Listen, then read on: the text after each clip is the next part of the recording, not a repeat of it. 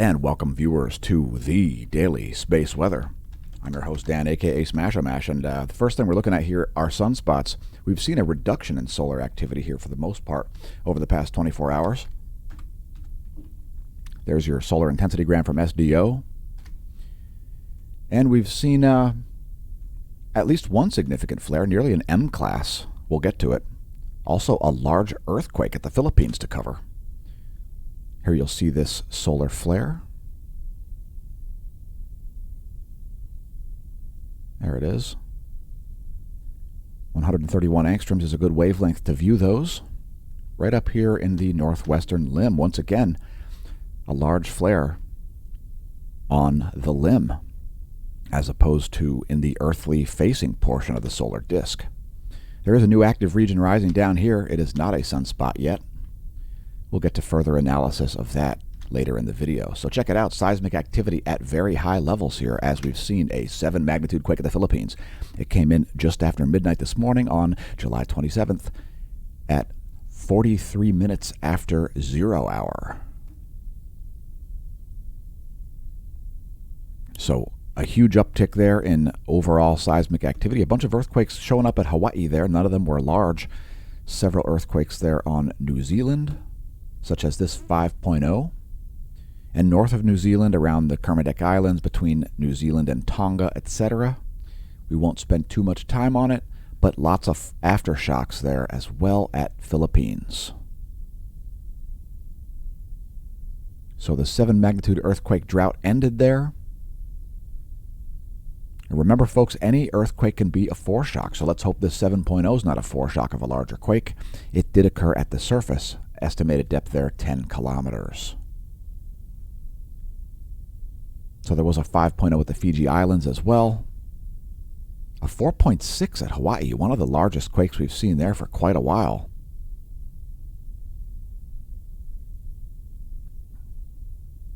And again, many aftershocks at Philippines, and a 5.0 coming in at Tonga as we did show prep. As far as volcanoes, let's see what's erupting. Shivaluch remains on the list. In an explosive fashion, it's producing a 17,000 foot ash plume. Abiko, 10,000 foot ash plume from Abiko.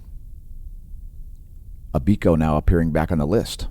Sakurajima flight level 070, it's producing a 7,000 foot ash plume over the Isle of Kyushu, Japan. Mount Ibu exploding on Halmahera, Indonesia, 7,000 foot ash plume there as well. Moving down to Central America, we see Fuego exploding. That's an uptick, I think, at Fuego, 16,000 foot ash plume, flight level 160. Nevado del Ruiz exploding. Headed down to Colombia for Nevado del Ruiz, flight level 240 in the South American volcano.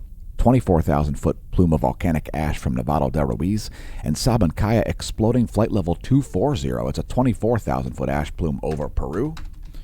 Don't pole vault the caldera. Please don't pole vault the caldera. It could be unhealthful. All right, so let's get back to the realm of space. Space, a frontier. Here at the Smash News Network, least busted name in news. We didn't just leverage ourselves in the realm of space because it's trendy or because Elon Musk did the same thing. I've been studying cosmology, heliophysics, and astronomy since about 1980. So this is our favorite house wavelength here, 171 angstroms. Again, you'll see a significant flare here. It's nearly an M-class flare. I believe it's something like C8.6. We'll get to it momentarily. And we've got some additional imagery here. So we've added 193 angstroms. Coronal hole here rotating into the earthly facing zone. Some additional coronal holes there in the southeast, and some new active regions rising in the eastern limb as well. And here's a little zoom in of the area. You'll see a significant solar flare. And remember, folks, don't get solar flares and coronal mass ejections confused. Coronal mass ejections are diffuse gas blowing out of the solar corona out into the greater solar system. They're mostly protons. Solar flares are X-ray photons, a completely different phenomenon. And while they're often related, we don't need to see solar flares to see coronal mass ejections. So here's another close-up of that region. It was one of the two regions where we forecasted the likelihood of a large flare in yesterday's video, because flares are more likely at the limb than in the center portion of the solar disk. The 10.7 centimeter radial flux, the most proportional data set we have to sunspot number, down to 99 solar flux units. And there's the Space Weather Enthusiast dashboard. NOAA not forecasting any CME strikes. We did, and guess what? We saw one. Just a little bit earlier than we forecasted. We said early to midday. It showed up early in the day. I guess we were right on with that forecast. We'll get to that in a moment. Here's the radio flux in context. That black line is the radio flux, the 10.7 centimeter radio flux discovered in 1947 by Canadian radio enthusiasts. You can see how proportional that is to sunspot number. Sunspot number here dropping along with the radio flux as our regular viewers would expect. So we're going to look at cosmic rays here briefly. We've seen a huge downtick in cosmic ray flux from the Apatity neutron monitor. There you can see the last 30 days at Apatity, a significant downtick there. An uptick over the past about 4 days, though. Barentsburg showing nearly the same chart, but a downtick over the past 30. Let's go a little farther south. We usually show 7 cosmic ray monitors. The next one we'll go to is Athens, Greece. So there's Athens, Greece, showing the same graph, an indication that these are quality data. A downtick at Athens, similar to Apatity and Barentsburg. Mexico City showing essentially the same graph as well. Downtick at Mexico City. Let's go back up north to Oulu, Finland. Shout out to our viewers from Finland, Norway, and Sweden. Those countries are also on my bucket list. Anyway, there's the Oulu neutron monitor. Significant downtick at Oulu over the past 30. DOMB Antarctica going as far south as we can get, showing a similar graph as well. Downtick at DOMB, and downtick at DOMC. That's your cosmic ray report. And by the way, if you want to read more about things like astronomy, cosmology, some stuff about geophysics, there are posts about cosmic rays. There's a free-for-all portion at our forum at smashomash.com/forum. We try to respond to everything, and sometimes it takes a long time. This forum is designed to be automated and to run itself. It is completely free, so check it out. smashomash.com/forum. We are free speech purists here at the Smash News Network, least busted name it news. We will not censor you. We will let you post whatever you want, so please don't make a fool of yourself because it will be public. This video was originally streamed live at Twitch. Thanks to all of our Twitch followers. Today's featured product is Do Not Pole Vault the Caldera, and I'm wearing the socks. It's a public service message brought to you at massive personal risk and expense from Smash staff and I here at smashomash.com. Don't pole vault the caldera. Our finest days lie ahead. Yes, it may seem bad out there, but don't worry, folks. Things will improve. And if you're wondering, accountability always comes. I'm currently wearing the socks. They're quite comfy. So no matter how bad things get, and no matter how good your track and field team might be, and no matter how many world records were broken in the pole vault, actually one recently just was, don't pole vault the caldera. It could be unhealthful. We don't want to breathe you in or see you become part of the lithosphere or a lava lake. So don't pole vault the caldera. If you're going through hell, keep going. By the way, again, we forecasted the CME strike that we just recently saw. We posted about it this morning on smashomash.com/smashteam. If you want to support the channel via subscription services, please do. Become a gold or silver subscriber at smashomash.com/smashteam and increase the probability that these videos will continue to exist. Now, by the way, I'm also wearing our top seller, which talks about, well, I won't say, but yeah. So if you click the link below the video, you will indeed find our Redbubble shop in order of best selling.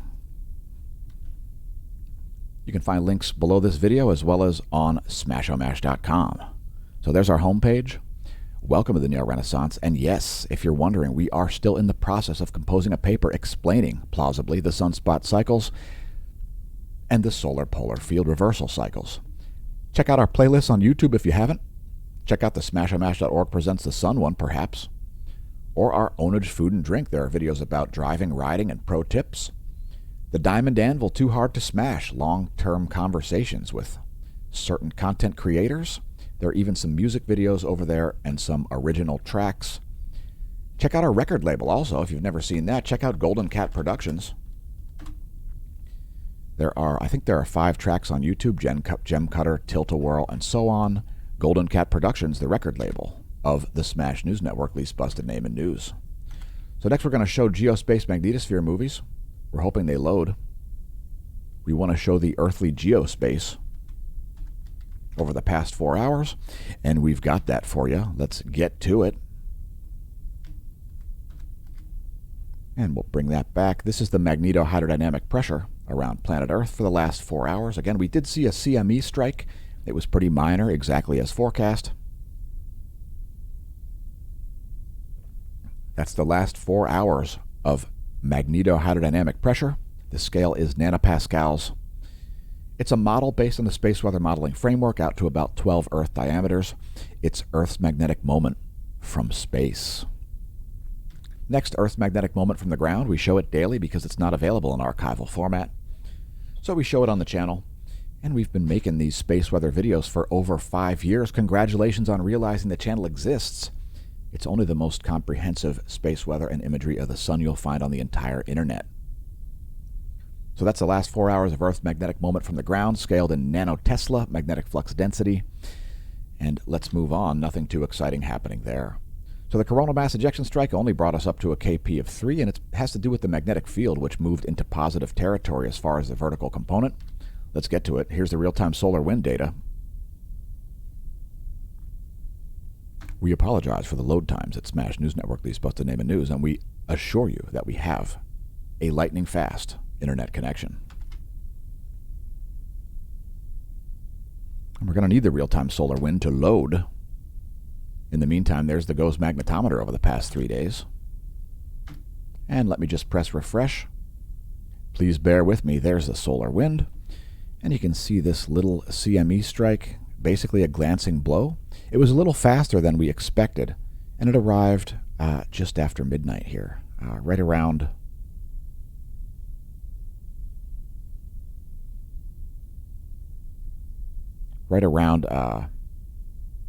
1 a.m. Universal Time, it looks like.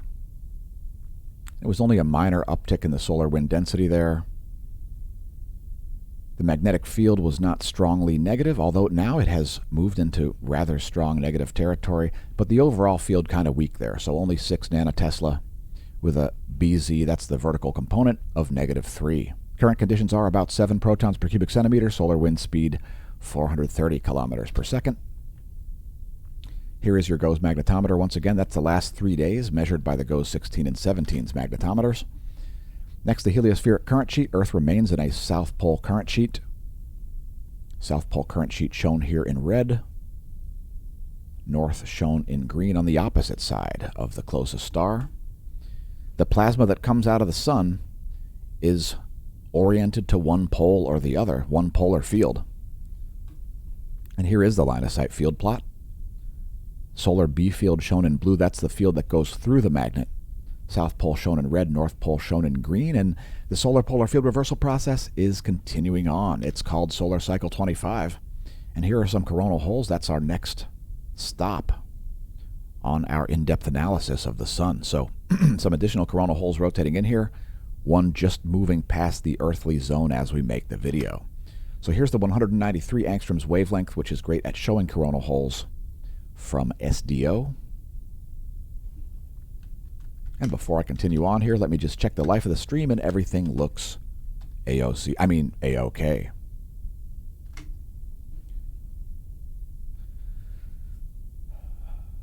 So we may see some coronal hole high-speed stream from that coronal hole up here, this one, but it's pretty small, so if so, it might completely miss the Earth. Earth is a little bit to the north right now of the sun, so we may see some intensification of the solar wind from that. Next, moving to sunspots. And we've seen a general reduction of solar activity, including sunspots here, as we've got sunspots setting. So sunspot number dropping, likelihood of solar flares. Well, it's kind of low overall in terms of number, but as sunspot 3065 approaches the limb, well, it's a little bit more likely to produce some flares. And we think it's because solar flares occur anisotropically as opposed to isotropically. In other words, they the photons don't come out of the solar flares the same from all perspectives. I'll just leave it at that. So moving into sunspots here, here is the SDO continuum imagery. A reduction of solar activity there. Once again, especially this sunspot here. This one's pretty complex yet. As that approaches the limb, that's more likely to produce large flares. And a quick note here, and thanks for the comment early this morning about carbon. So this is ionized carbon. 1600 angstroms is ionized carbon. And if you notice, there's a lot more ionized carbon around magnetically active regions of the sun. Why is this? Is it because the sun is producing carbon around its surface adjacent to sunspots? Now, I can quote somebody named Pierre-Marie Robitaille, as stating, "Lattice-confined fusion will change the course of human history if it is harnessed." I'll just leave it there. Actually, I'll say one more comment. Many of the heavy elements are clearly being produced on the surfaces of stars. Maybe that's too controversial, but we don't really care. So here's this significant flare here. This one happened at about 15:30 yesterday.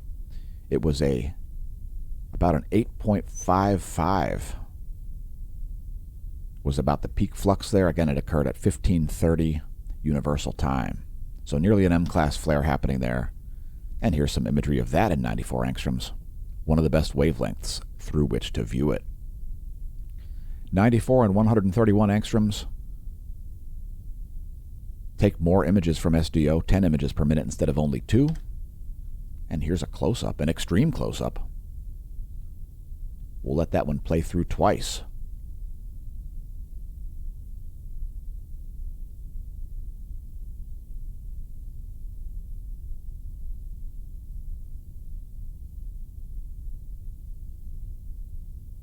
And that flare-producing region there, larger than the entire planet Earth. It didn't produce any relativistic particles, at least any that made it to Earth. There's the ghost proton flux remaining flatlined. And we also put up a star chart here. If you're up before dawn, you may see a spectacular line of planets there, as well as the crescent moon. The moon, Venus, Mars, Jupiter, and Saturn, all ahead of the sun on the ecliptic. And here's your solar system forecast. We've got a tiny sliver of moon left. Let's advance the solar system 1 week. Keep in mind this map is not to scale. There's where things will be in a week. We'll have a crescent waxing moon.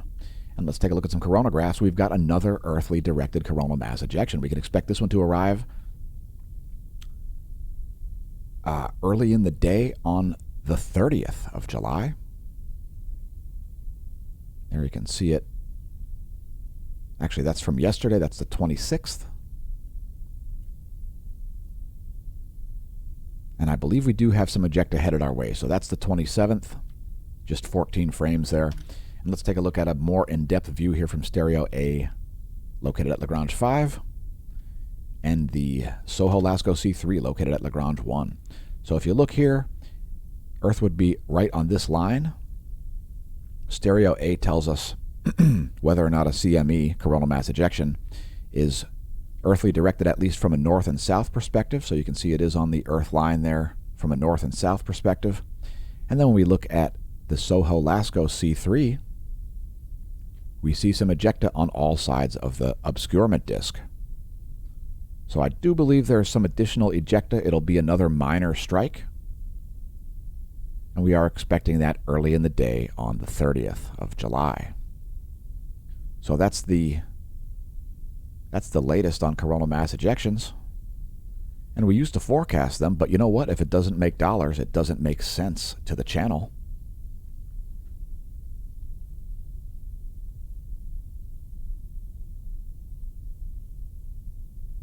And keep in mind, we make nearly nothing to produce these videos. So press like, press subscribe, press share if you haven't.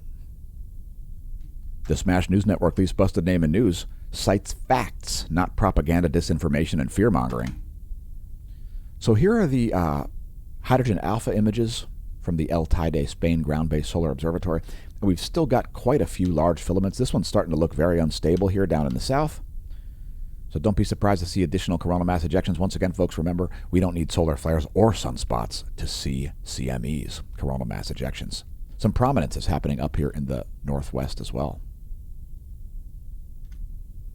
Continuing on, here's our GOES 16 SUVI imagery, the wide field of view, great for showing prominences and coronal mass ejections. And some activity kicking off over here in the northeast. And let's pick a narrower field of view and show 24 hours instead of about 2.5. Here's SDO in the same wavelength, ionized helium, 304 angstroms.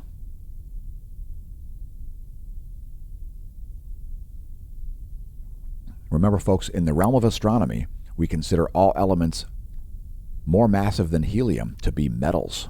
So lithium on up on the periodic chart are considered metals. So that's our regular feature. And let's go to bonus features, starting with the total electron content forecast. This will show you the most likely spots for GPS errors. When your GPS satellite must communicate through a lot of free electrons, it refracts the signal. People around the equator are aware of this, that their GPS will not work well around noon. We've got some significant low electron anomalies happening there across the planet.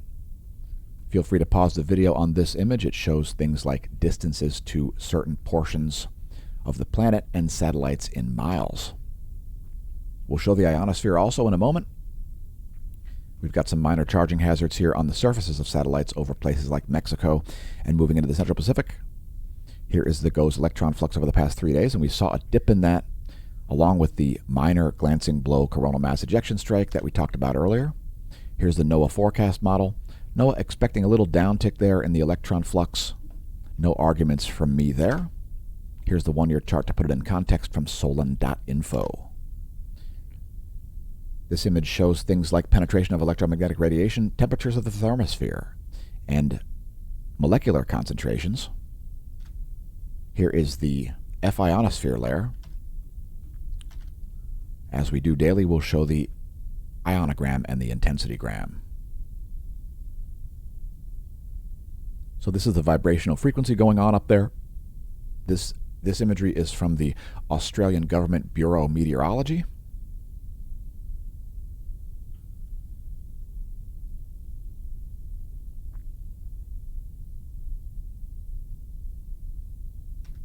And here's the anomalygram, anomaly in megahertz from the 30-day median.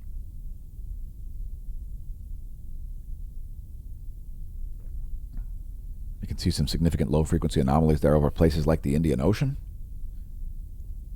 Some swings over Central Africa. Keep in mind, folks, the weakest part of the magnetosphere is right about here. It's called the South Atlantic anomaly, now over the South American continent. Here's the latest image, 10:15 Universal Time ionogram and 10:15 Universal Time anomalygram. Here's the latest imagery. We press refresh so you see it happen. And is this region down here a sunspot? Doesn't look like it. There's your colorized magnetogram. Again, a reduction in solar activity here over the past 24. And let's bring up a composite. Some images from the SDO in 3 wavelengths. 211, 304, and 171 angstroms. That's yesterday and today. And that is where our space weather video ends. But don't despair, because we've got even more content. Once again, we're including the meteorology segment. So let's do it. This one we're starting out with some imagery of the jet streams of the Antarctic region, the south geographic pole of the planet. That's what's going on with the jet streams. It's winter time down there. And we'll also show the north polar jet streams, which are much less coherent. And keep in mind, folks, hot air is less massive than cold air. That's why a hot air balloon floats. And let's head back to our regularly scheduled meteorology portions. So here is the eastern world. We've got a mild anticyclone here north of Australia. You can see that counterclockwise rotation. That is the sign of a high pressure system. for the southern hemisphere. Here are the surface winds of this side of the planet. We've got lots of information to blast through here. Strong low here forming in the western Pacific. Here are the surface winds of the Americas. We've got a south to north wind blowing across Texas. Here are the jet streams of this side of the planet. A stronger anticyclone here over South America. You can see that. Counterclockwise rotation. And we still have an anticyclonic setup here over the U.S. with this clockwise rotation. So quite a bit of high pressure systems here around the planet at the moment. Here are the jet streams of the central world, Africa, Europe, and the Middle East. Jet stream blowing backwards over the Indian Ocean and northern Africa, blowing forward over southern Africa. Here are the surface winds of this side of the planet. And let's continue on. Here's your weather.gov map. We've got some serious flooding across the U.S. here. The Four Corners region, as well as southern Ohio, Indiana, large portions of West Virginia, Kentucky, Tennessee. If your county's lit, head to weather.gov and click your county for your personal location, your county's weather warnings. Weather.gov is the site. We're going to show some forecast models here in a moment. First, the NASA GOES lightning mapper. Some strong storms there moving across the Midwest. Missouri, Illinois, and Indiana have seen some significant lightning. And here's a real-time lightning map. Since we are streaming live, it's a perfect opportunity to show some real-time lightning. So there you have it. Putin's lightning continues here over in Russia. And what do we have in the U.S.? We've got terrestrial strikes here moving toward Cincinnati once again. Some strong cells here right in Indianapolis and south of Indianapolis. Indianapolis, you are surrounded by lightning. Yowzers. Head to lightningmaps.org if you want to forecast thunder and freak out the natives. Those expanding circles, those are indeed the likely thunderclaps. Pretend that you're Thor by forecasting thunder at lightningmaps.org. So here's our pressure map from windy.com. They've got a great mobile app as well. Check that out if you like. That's the pressure systems. It's showing low pressure in blue. Strong one there in between Iceland and Greenland, for example. High pressure shown there in red. Strong anticyclone there in the northern Pacific. All right, so we're going to bring up some forecast models here, and here's how you do it. Starting on hour 6, it's our 72-hour pressure and precipitation forecast from Tropical Tidbits. We're going to have a pop-up window here. I will close it as promptly as I can. Go away. Go away. And you. Clear off. All right, so there's our pressure and precipitation forecast. For the next 72 hours, it's the GFS model.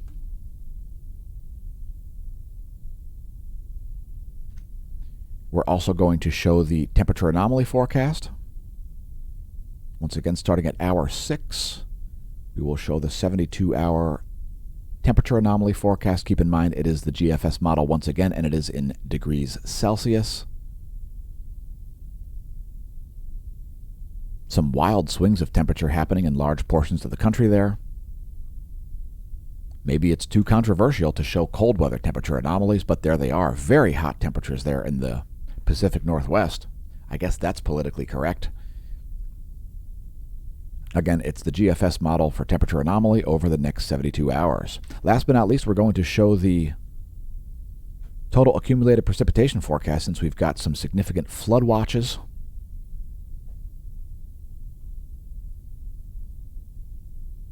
So this is the GFS model for total accumulated precipitation. And you can see the biggest portions of flooding there forecasted for central Kentucky and Tennessee. Also portions of northern New Mexico, southern Colorado, large portions of Arizona, West Virginia, Kansas. Anyway, that's the flooding. It's showing inches, by the way. That's inches of rain. And it looks like over 3 inches of rain forecasted for some portions, maybe up to 5 inches in some isolated areas. That's a 72-hour GFS total accumulated precipitation forecast. Yowzers. Some heavy rains coming and already occurring in some places like St. Louis. Here's your U.S. Doppler radar map. Been having some issues with this map lately. Let's press refresh. Come on now, animate. All right, we're going to zoom in on the lower 48 here. Here is your clouds and fog shortwave radiation map, 3.9 nanometers. Just a band of clouds all the way across the center of the U.S. and extending into the North Atlantic. Here is your water vapor map, and you can see some sandwiching happening here, creating huge pressure gradients. Let me get rid of that. That's supposed to be an L. That's low pressure. This is high pressure, relatively speaking. This is high pressure, relatively speaking. And you're getting this band of moisture being compressed as the jet stream pushes down. That may be too many arrows. Shout out to the spirit of John Madden. John Madden, one of people's favorite teleprompter users. Wait, what do they call it? Telestrator? The linebackers are coming down like this, and they're hitting that dry mass. They're hitting this moisture with their dry mass of air, and the defensive secondary is unable to respond to the speed of those wide receivers. All right, so there's your U.S. Doppler. For your recap, here is your shortwave radiation map showing clouds and fog in 3.9 nanometer infrared. And there is the water vapor map, which is, by the way, 6.19 nanometer infrared. And that is where we must close out our content. So thanks for tuning in, everybody. Congratulations once again on realizing the channel exists. Accountability, it always comes. So may that solar wind be at your back. Opinions expressed in this video, not necessarily the opinions of Smash News Network, least busted name in news.